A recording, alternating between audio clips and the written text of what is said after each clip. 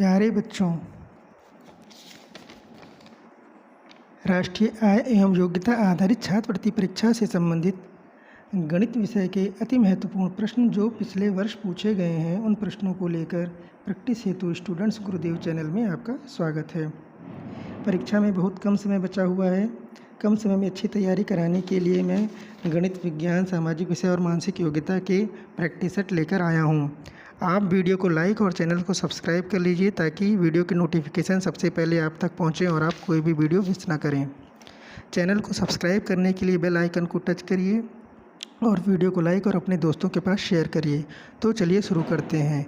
आप प्रश्नों को देखिए और जिन प्रश्नों को आप हल कर सकते हैं उनको हल करिए और उसके आंसर को कमेंट करिए। और इस प्रकार से आप देखिए कि आप कितने प्रश्नों के सही उत्तर दे पाते हैं। तो चलिए शुरू करते हैं। पहला प्रश्न है, किसी गांव की जनसंख्या 1500 है। इसमें 40% पुरुष, 30% स्त्रियां और शेष बच्चे हैं। बच्चों और स्त्रियों की संख्या में अंतर है 0, 350, 450, 600।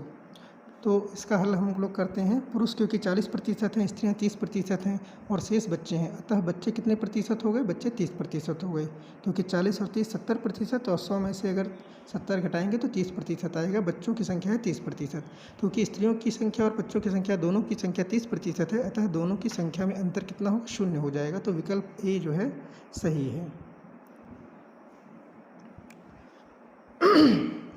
दूसरा प्रश्न है, किसी समबाहु त्रिभुज की प्रत्येक भुजा की लंबाई 4 सेंटीमीटर है, तब इसका क्षेत्रफल है 64 वर्ग सेंटीमीटर, 30 वर्ग सेंटीमीटर, 4√3 वर्ग सेंटीमीटर, 2√3 वर्ग सेंटीमीटर। तो समबाहु त्रिभुज का जो क्षेत्रफल होता है वो होता है √3/4 गुणे भुजा की घात 2।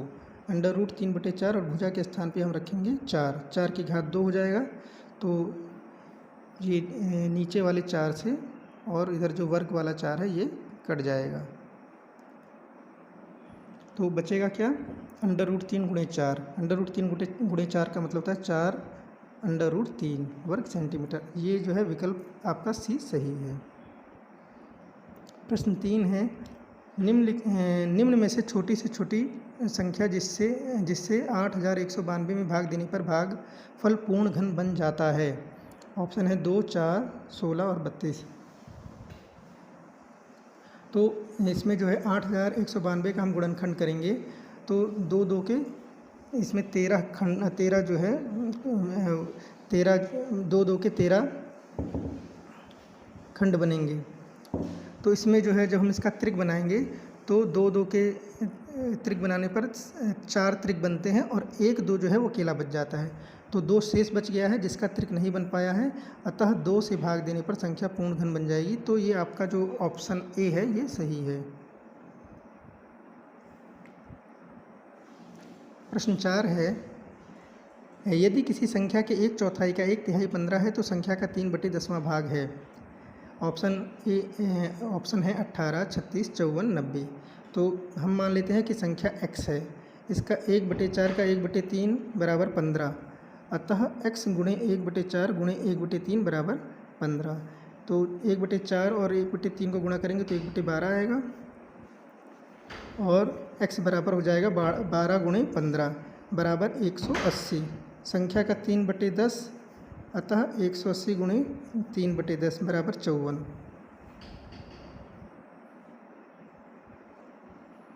तो इसमें आपका जो है ऑप्शन सी सही है। प्रश्न 5वां है, प्रथम 10 अभाज्य संख्याओं का माध्य है 10.9, 11, 11.9, 12.9। तो इसका माध्य निकालने के लिए सारी अभाज्य संख्याएं जो होती हैं हमको प्रथम 10 उसको हमको लिख लेना है, जो कि हैं 2, 3, 5, 7, 11, 13, 17, 19, 23 और 29। और क्योंकि 10 अभाज्य संख्याओं का निकालना है इसको 10 से भाग कर देंगे, जोड़ेंगे तो 129 आएगा और 129 को 10 से भाग करेंगे तो 12.9 आएगा। ऑप्शन डी सही है। प्रश्न 6 है, यदि x/5 बराबर y/8 हो तो x धन 5/y धन 8 है। ये विकल्प दिए हुए अलग अलग।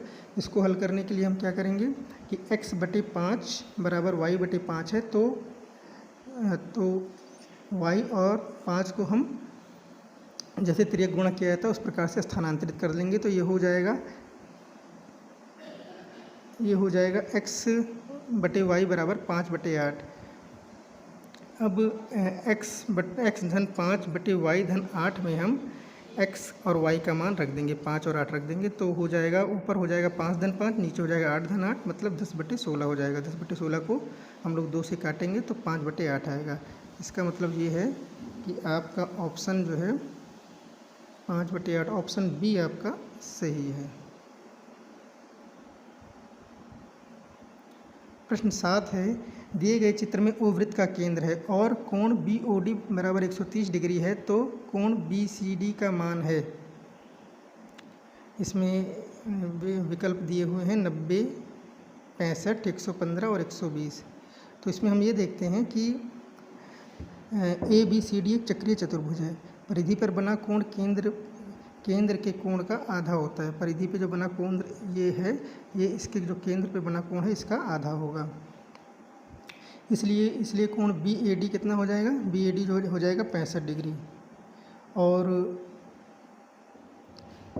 कोण BCD कितना हो जाएगा, BCD हो जाएगा 180 माइनस 65 बराबर 115। क्यों वो होगा, क्योंकि जो चक्रीय चतुर्भुज के सम्मुख कोण होते हैं उनका योग 180 होता है, तो इसलिए आपका जो BCD है वो हो जाएगा 65 डिग्री 115 डिग्री। तो आपका ऑप्शन जो है वो दूसरा नंबर का जो ऑप्शन है वो आपका सही है, 115। यदि किसी आयत की लंबाई और चौड़ाई क्रमशः 10% तथा 20% बढ़ा दी जाए तो उसका क्षेत्रफल कितने प्रतिशत बढ़ जाएगा। ऑप्शन 16, 32, 64, 80%। तो इसको हल कैसे करेंगे, इसमें इसका एक सूत्र होता है, दोनों वृद्धियों का योग धन दोनों वृद्धि का गुणनफल बटे 100। तो दोनों वृद्धियों का योग जो हो जाएगा आपका ये हो जाएगा 30, और दोनों वृद्धियों का गुणनफल हो जाएगा आपका 200, और उसको 100 से जब 200 को 100 से भाग करेंगे तो आएगा 2, और 30 को और 2 को जोड़ेंगे तो आएगा 32%। तो इसका मतलब ये है ऑप्शन आपका बी ये सही है। प्रश्न 9वां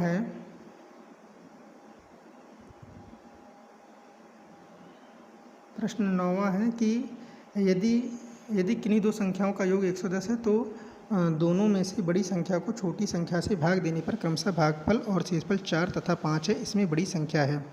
तो इसको हम विकल्प से हल करेंगे तो ए तो हो नहीं सकता, क्योंकि बड़ी संख्या 21 हो ही नहीं सकती अगर दो संख्याओं का योग 110 है, तो एक तो आपका गलत ही हो गया। अब इसको विकल्प बी में देखेंगे। विकल्प बी में अगर हम बड़ी संख्या अगर हम लेते हैं 98, अगर हम बड़ी संख्या 98 लेते हैं तो छोटी हमारी हो जाएगी 12, और 98 को 12 से भाग करेंगे तो भागफल 8 आएगा और शेषफल 2 आएगा, जबकि ऑप्शन में क्या कहा गया है कि 4 और 5 आना चाहिए। तो आपका ऑप्शन बी भी नहीं है। अब ऑप्शन सी लेते हैं। ऑप्शन सी में बड़ी संख्या अगर 89 लेते हैं और तो छोटी संख्या हमारी 21 हो जाएगी, क्योंकि दोनों का योगफल 110 होना चाहिए, तो छोटी संख्या 21 हो जाएगी। 89 को 21 से भाग देने पर भागफल 4 आएगा और शेषफल 5 आएगा। इसका मतलब ऑप्शन सी हमारा सही है। बच्चों, परीक्षा से संबंधित अन्य जो वीडियोज़ हैं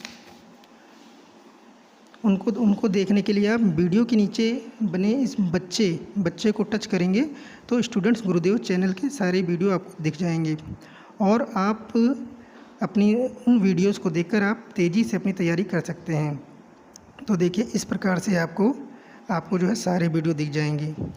ये सारे वीडियोज़ जो और चैनल पे हैं आपकी परीक्षा से संबंधित वो दिख जाएंगे, और आप उन सब वीडियोज़ को देखकर अपनी तैयारी तेज़ी से कर सकते हैं और उनको अपने फ्रेंड्स के पास शेयर भी कर सकते हैं। तो चलिए हम लोग चलते हैं नेक्स्ट प्रश्न पर। 10वां प्रश्न है, किसी धन का 10% वार्षिक ब्याज की दर से 2 वर्ष के चक्रवृद्धि ब्याज और साधारण ब्याज का अंतर 10 रुपये है, तो वह धन है। ऑप्शन है 1095, 1010, 990 और 1000। तो इसको कैसे हल करेंगे, इसमें एक सूत्र है कि ब्याज में अंतर बराबर होता है मूलधन गुणे दर बटे 100 की घात समय। तो ब्याज में अंतर है 10, मूलधन हमको निकालना है, मूलधन हमने लिख लिया, और दर जो है 10 है तो हमने दर के स्थान पे 10 लिख लिया, और समय के स्थान पर हमने 2 लिख लिया, और ये हो गया 10 बराबर मूलधन गुणे 100। 10 बटे 100 को जब हल करेंगे तो 1 बटे 10 आएगा, और 1 बटे 10 का जो वर्ग है वो हो जाएगा 1 बटे 100। और इसके बाद जो है 1/100 को हम दूसरे पक्ष में भेजेंगे तो हो जाएगा 1/100 के स्थान पे 100 हो जाएगा। तो 10 गुणे ये 100 हो जाएगा, 10 गुणे 100 बराबर मूलधन के हो जाएगा। तो मूलधन कितना हो जाएगा? 1000 हो जाएगा। इसका मतलब हमारा ऑप्शन डी सही है। चित्र 11 है कि चित्र 11 के अनुसार कार्तीय तल में बिंदु P और Q के बीच की दूरी है।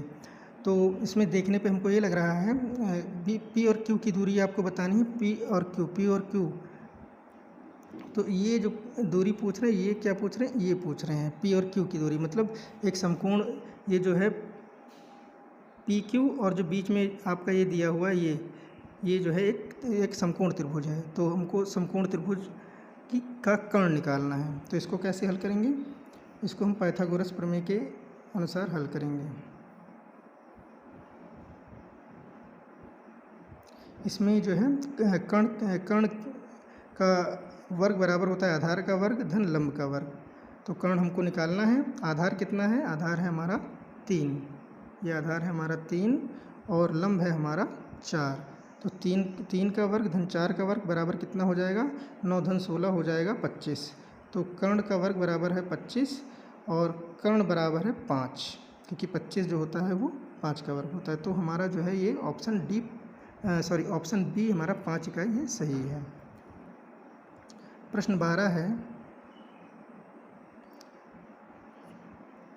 है 2 लंबवृत्तीय बेलनों की आधार त्रिज्याएं 3, 5 के अनुपात में हैं तथा उनकी ऊंचाइयां 2, 3 के अनुपात में हैं, तब इनके वक्र पृष्ठों के क्षेत्रफल का अनुपात होगा। ये ऑप्शन ए में 5:3, 2:3, 2:5, 3:5। तो इसको कैसे हल करेंगे? बेलन का वक्र पृष्ठ का जो सूत्र होता है 2πr/h होता है। तो पहले बेलन का वक्र पृष्ठ कितना हो जाएगा? r1, उसका जो त्रिज्या है उसको r1 ले लेंगे और ऊंचाई को h1 ले लेंगे, और दूसरे बेलन की त्रिज्या को r2 ले लेंगे और ऊंचाई को h2 ले लेंगे। और इसमें क्या होगा कि इसमें जो है 2π कट जाएगा, बचेगा क्या? r1 h1 ऊपर बचेगा, नीचे बचेगा r2 h2। और r1 और r2 में अनुपात कितना है? 3, 5 का है। तो यहाँ पर हम 3 और 5 लिख देंगे और h1 h2 के स्थान पर 2 और 3 लिख देंगे। इसके बाद क्या होगा? इसके बाद जो है 3 से 3 कट जाएगा और हमारा 2 और 5, 2 ऊपर बचा, 5 नीचे बचा, अतः अनुपात कितना हो जाएगा? 2:5। हमारा ऑप्शन सी सही